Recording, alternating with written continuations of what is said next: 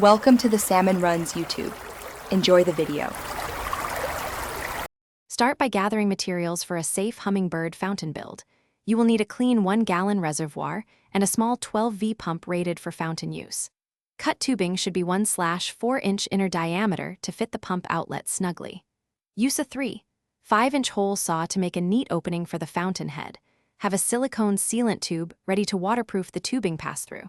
Sanitize the reservoir with mild soap and water before assembly. Wear gloves and eye protection while drilling and sealing for safety. Position the reservoir on a flat surface and mark the center for the fountain head. Drill a 3/5-inch hole and test fit the head until it seats flush with the rim. Apply silicone sealant around the hole and slide the fountain head into place firmly. Attach the 1/4-inch tubing to the pump outlet and run it through the sealed hole up to the head.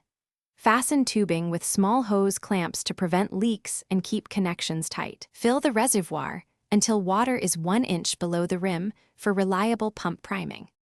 Prepare nectar by boiling and dissolving 1 part white sugar into 4 parts water. Cool the mixture completely before adding it to the 1-gallon reservoir to avoid pump damage. Position the fountain 5 to 10 feet from shrubs or trees so hummingbirds can perch nearby. Power the 12V pump or solar adapter and confirm a gentle, steady flow that creates shallow droplets for birds. Replace nectar every 3 to 4 days or every 48 hours in hot weather to prevent fermentation.